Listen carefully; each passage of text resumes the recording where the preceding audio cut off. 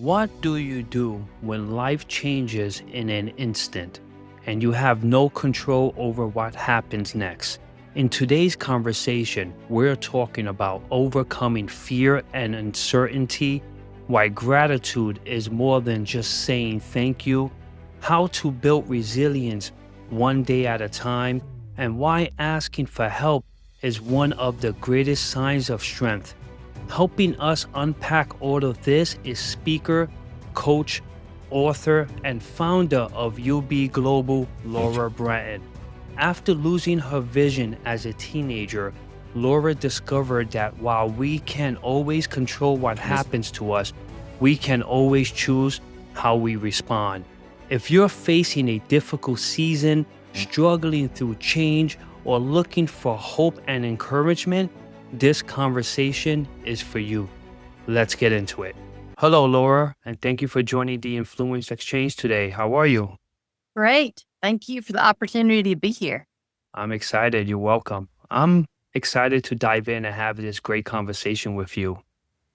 So, Laura, at the age of 9, you were diagnosed with a rare eye disease, and you found out that eventually you would become blind.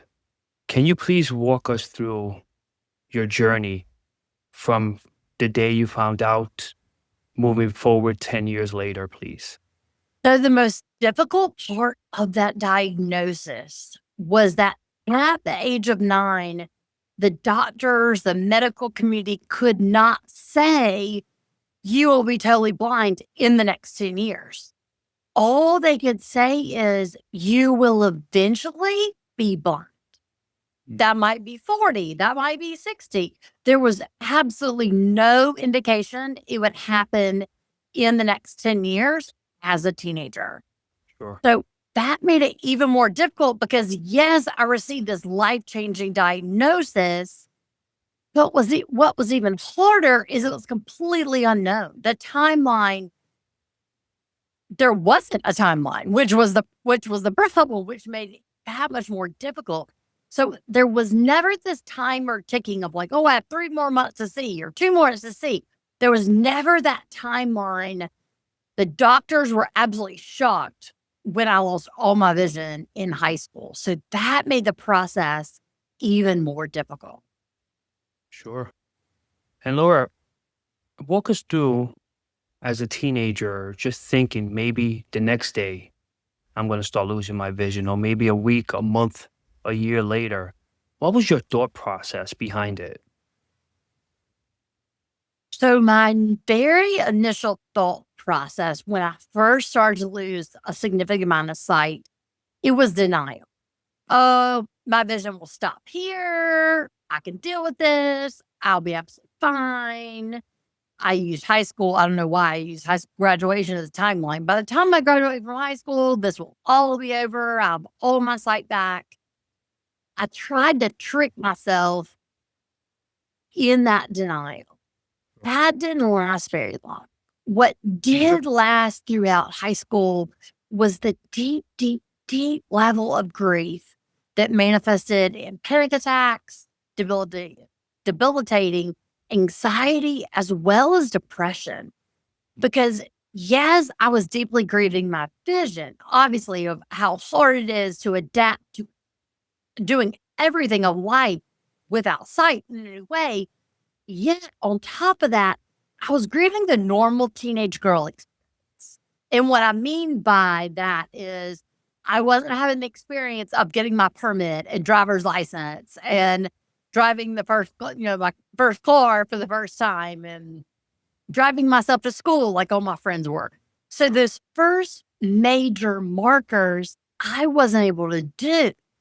So it was like this multi-layered of grief. I was grieving the vision loss. I was grieving how easy life is.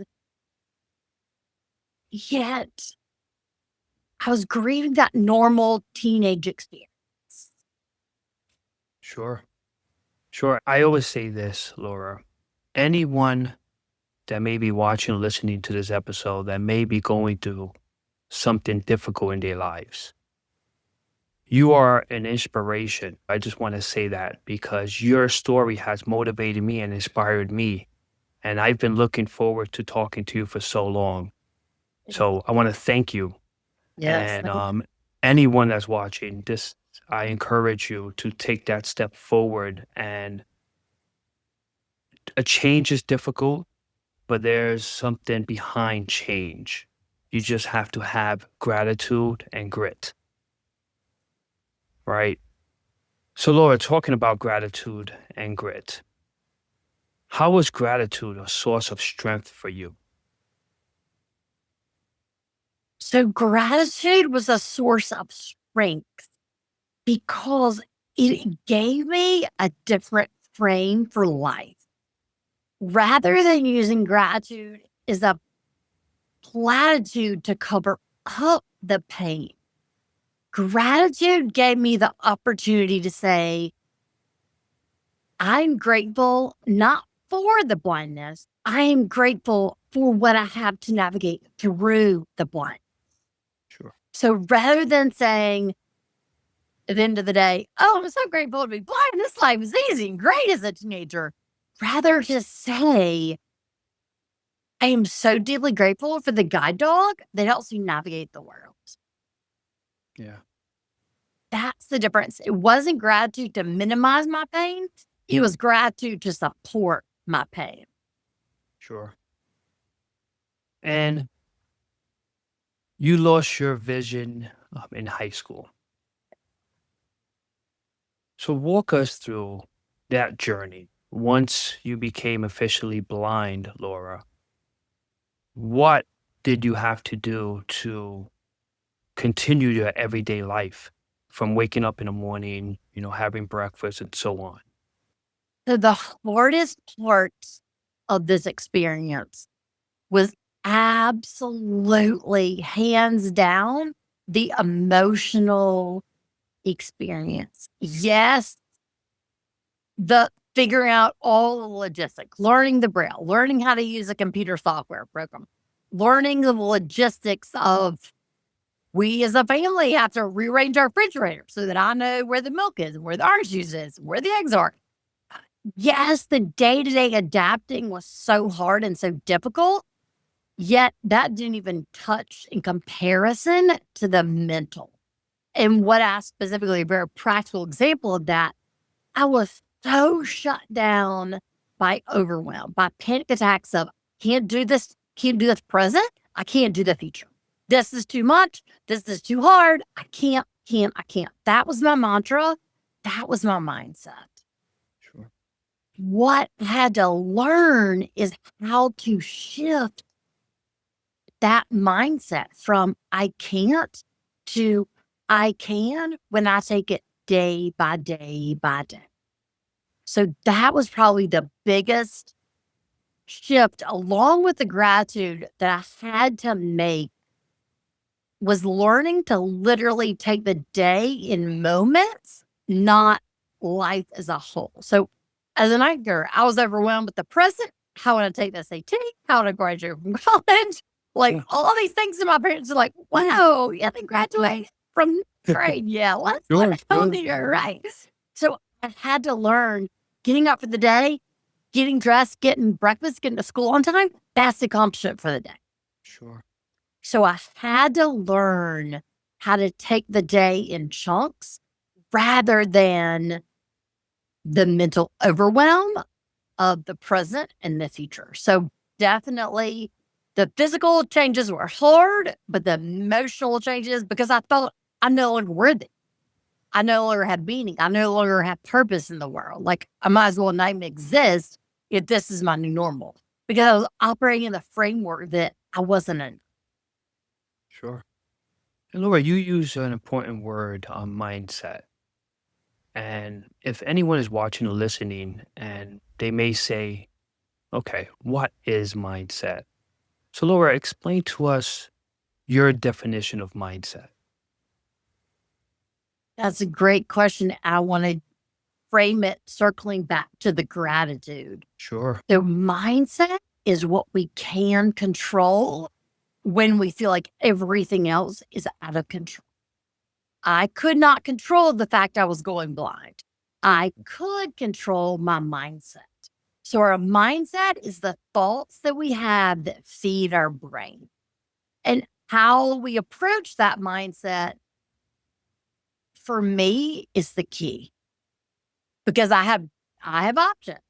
We have choices. Is that mindset going to be negative and victim and the world owes me and should pity me? Or is that mindset, okay, this is a situation. I don't like it. I don't wish it upon anyone, but it is what it is. What is in my control? And so what I mean by that gratitude, it all started that specific mindset. And I want to focus on that because of this literally changed my thinking. When I'm severely overwhelmed with depression, with anxiety, with grief, a mentor of mine said, Kara, I want you to start focusing and having a mindset of gratitude. And that was literally her phrase, like a mindset of gratitude. And I thought in my head, that's the most ridiculous thing I've ever heard. Like, do you not understand the severity of my problem? There is no way gratitude can touch my pain. There's no way gratitude can help this anxiety, these panic attacks, this depression. Like, you're not going to, you're not going to mentor. So only in my stubbornness, I said, okay, I'm going to prove this mentor wrong and I'm going to be her mentor. And so she does not need to give this advice. Sure. So that's when I began gratitude. And the day became a week, and a week became a month, and the month became the last 25 years of my life. That mindset of gratitude was literally a survival healing resource and is the reason I'm here doing what I'm doing today. So the shift, my mindset before she said that was, I can't. That's what I said. That's what I thought. That's what I believe. Yeah. The mindset of gratitude showed me, okay, in this moment, I feel like I can't. I'm deeply in panic attack. And I'm grateful for the technology that helps me use the software. And slowly over time, having that mindset of gratitude, it changed the I can't into perspective of what I do have, what I don't. So that's a super long answer to what is mindset. Mindset is our thoughts of what we can control, how we respond. We can't control what happens to us, but we can control how we respond. I love it. That's a great explanation, Laura. So thank you. Laura, what did grit look like on the most ordinary, painful days? You just perfectly summed it up, and you should have written my book for me. Oh, Or here's what she said. And I don't even know if you meant to say it, or you said ordinary and painful days. sure. That's what we all miss. That's what I missed about grit. I thought grit was grin and bear, get through it, suck it up, sweep your pain under the rug, don't talk about your emotions, figure out a way to be strong and tell everybody you're strong and happy. Sure. I didn't realize grit was holding two truths at one time. A day could be extremely ordinary, and there could be days and moments within those ordinary days that are extremely painful. So, in that example, what it looks like for me then, and even what it looks like today, every single day I use it. If let's say I'm having a hard day, I go in the bathroom, close the door, bawl my eyes out for 5 minutes. That's the pain of the day, acknowledging that deep anxiety where I just need to cry it out, release it. Here's what the grit looks like. The grit looks like crying for 5 minutes, acknowledging I'm in deep pain, walking out of the bathroom, and continuing forward in life. Yes. So it's not minimizing our pain. It's not saying, oh, get over the anxiety. Like, it's not that bad. Other people out in the world way worse than you do. It's not minimizing our pain. It's validating our pain, acknowledging our pain, and then still choosing to have the courage to move forward. Yes. I love that.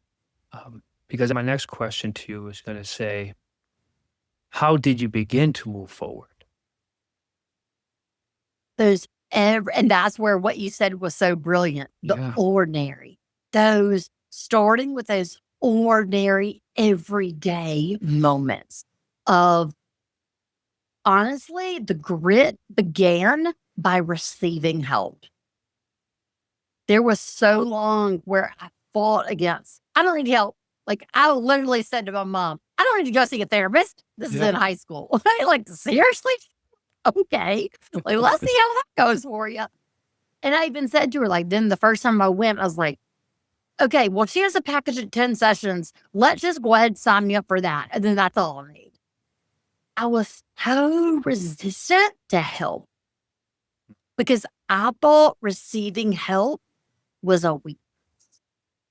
So I began this process of grit by slowly, in those everyday, ordinary moments, asking for help and trusting that those people around me could support me.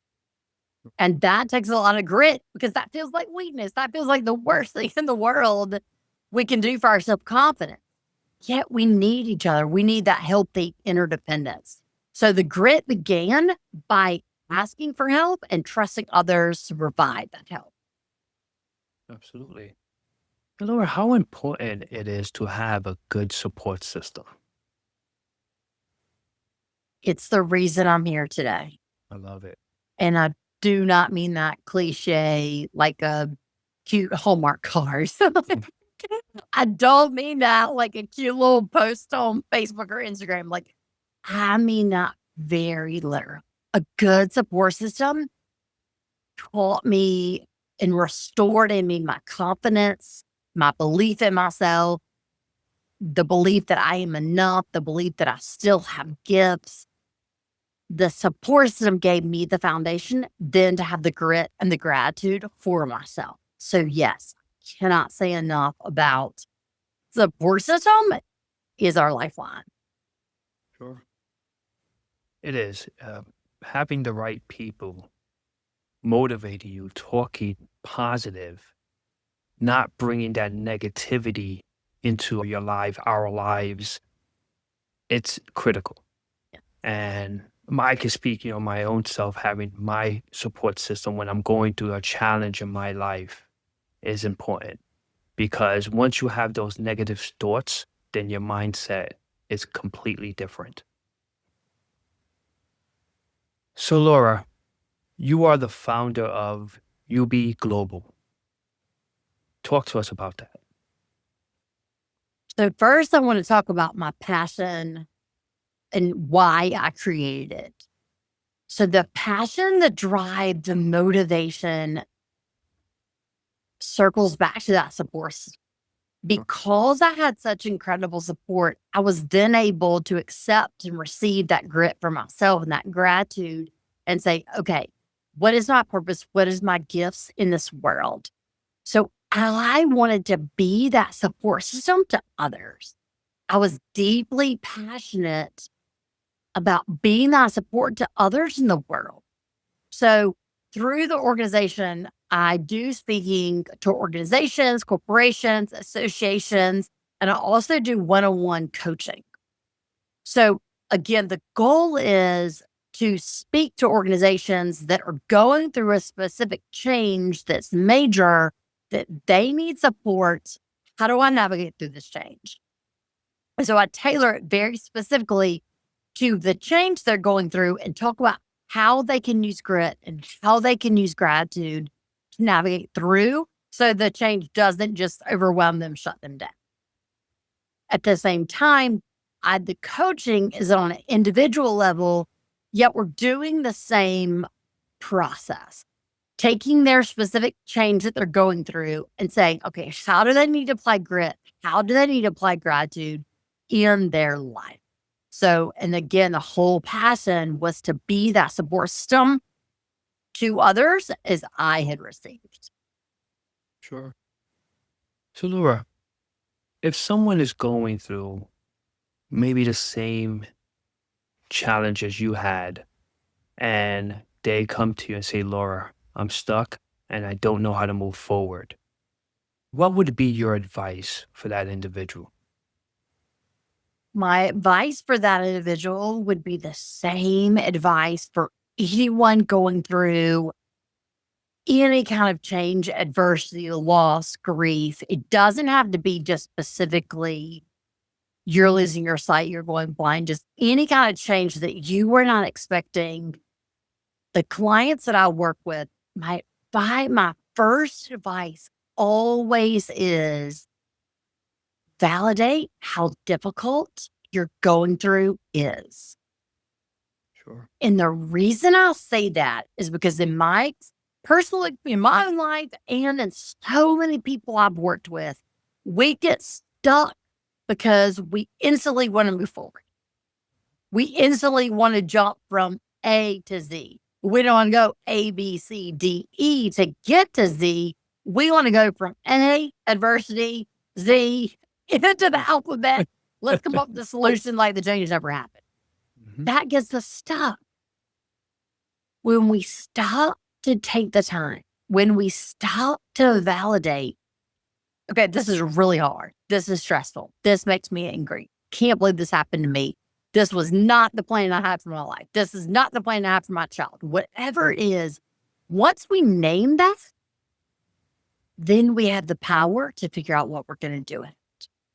So my advice always to people is acknowledge, I combine my words, acknowledge and validate how hard the changes you're going through, because that awareness unlocks the ability to move forward. Sure. That's great advice. Also, you are an author. I would like to dive in and talk a little bit about your book, Harnessing Courage. Talk to us So about it. first, I have to talk about the title. Yes. Why I named it Harnessing Courage was very, very, very specific. And I worked closely with the publisher and the editor on no, this is the title. I realized that is the title. The reason I did is because, so I've had 2 Black Lab guide dogs. One I've had throughout college, grad school, and the first couple of years of my profession. And then the second one I had for about the past 11 years. And she died about 2 years ago. So she was still, I say that to say, she was still alive when I was writing this book. The harness is the leather strap that goes around the dog that I, as the blind person, then hold the handle of the harness. And that's how you walk, how you move forward as a guide dog team. So, in deep respect and gratitude for the 2 dogs that have literally been my vision and have given me the courage to move forward, and that's why I named it Harnessing Courage, because it took intense courage for them to put on that harness every day and trust me as the human to take care of them. And also took incredible courage for me to pick up that harness every day and trust.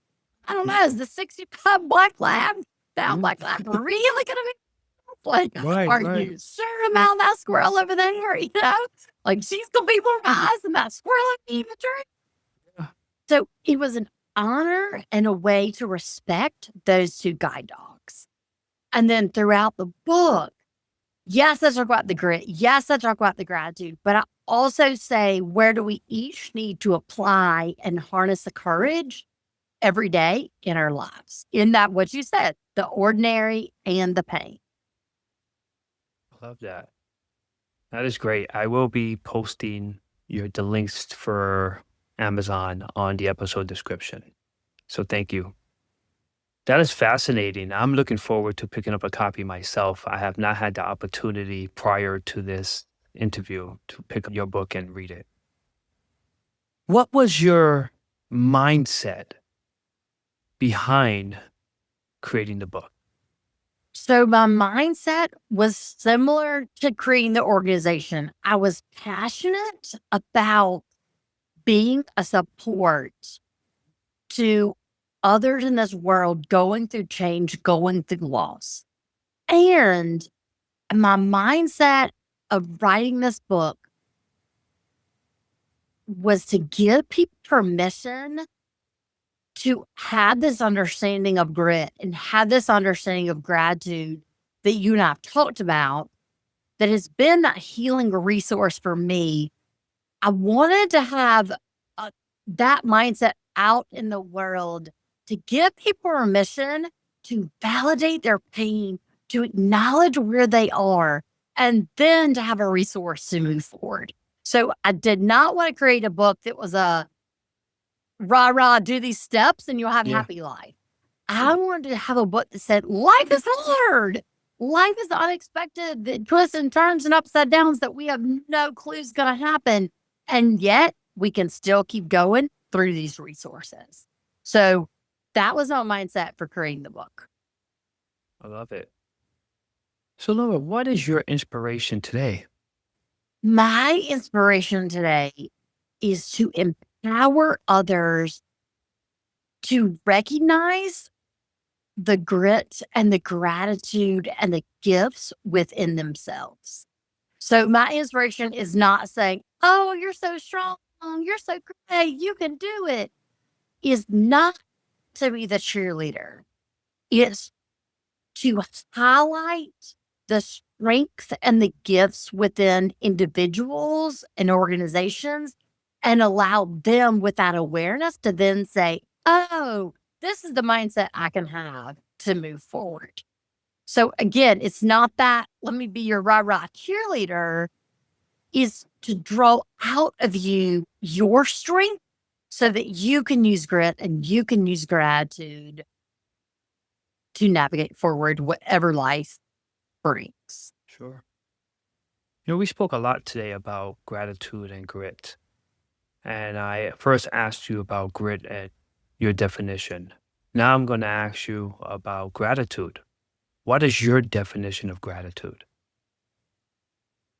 My definition, my understanding, and again, I want to make it very clear this did not come quickly overnight. This was a slow process. I don't want anyone to hear this and think, wow, she came up with that overnight. I can't do that. Learn from my experience. I initially used gratitude to cover up the pain. Mhm. My understanding now of gratitude is having the mindset to focus on what supports us as we navigate through life. So again, it's not to say, I'm so grateful that I'm blind. It's to say, hey, this blindness is not good. It's not what I would choose. I would like change it tomorrow if I could. And I'm deeply grateful for the friends and family that support me and recognize my gifts within myself and don't really care about a side or Yeah. no side, right? They're like, you're so human, right? So that's how I define gratitude. So I want to get really, really clear. It's not to cover up our pain. It's to support us in all of life, the good, the bad, the mundane, all of it. Sure. So, Laura, you have good days, bad days, mediocre days, I will call it. Yes. When you're having a bad day, how do you make that bad day into a good day? Okay. I'm so glad you phrased it that way. What I've learned and the mindset I've developed through the gratitude is my focus is not to make the bad day a good day. My focus is to recognize within that bad day, give myself gratitude. I survived it. It was a bad day. It was difficult. It was exhausting. It was whatever. I'm just grateful I survived it.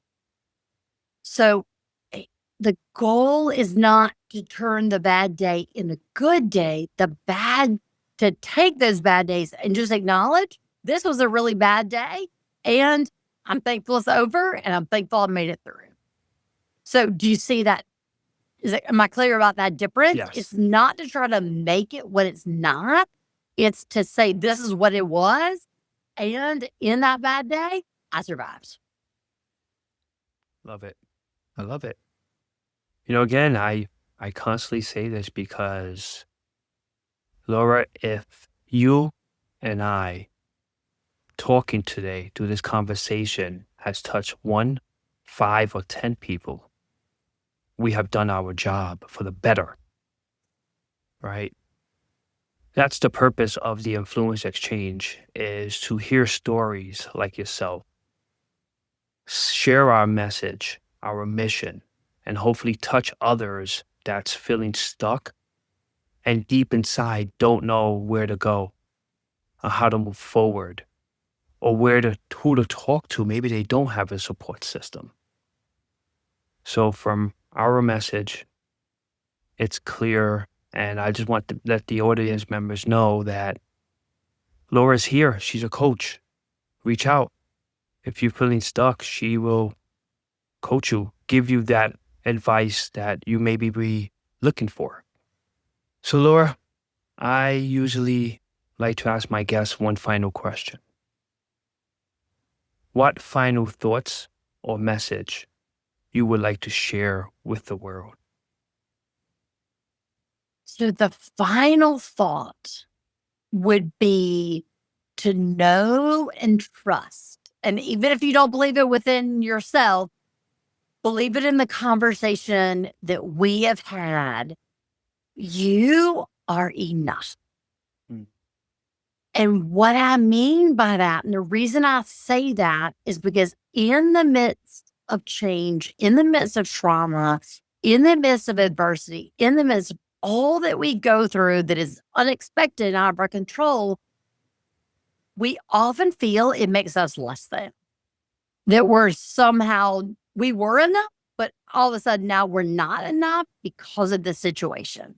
I felt that way. The people I work with feel that way, of all ages, all situations.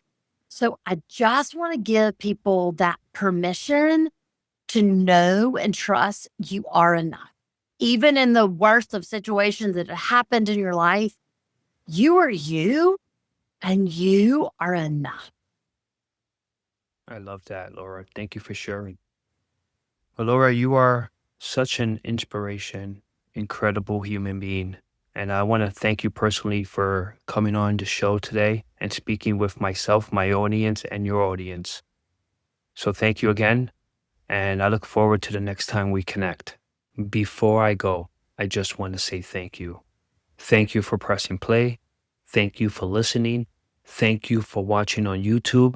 I truly appreciate you taking the time to be here with me. And if you're watching this on YouTube, make sure you hit the subscribe button. And if you're listening on Spotify, Apple Podcasts, or any other platform, follow the podcast so you don't miss out on the next episode. Because we're going to keep having real, honest conversations like this. And remember, your influence grows every time you choose courage over comfort. I'm JV. Stay curious, stay consistent, and keep influencing others. If you enjoyed this episode, I had an inspiring conversation with Pamela Cass, a cancer survivor, author, speaker, coach, entrepreneur, dyslexia advocate, and co-host of the Reunite Resilience podcast. I encourage you to go back and listen to episode 47 of the Influence Exchange, where Pamela shares her powerful journey through dyslexia, cancer, and abusive marriage, burnout, and the resilience it took to overcome life's toughest challenges. Thank you for listening and watching, and I'll see you on the next episode.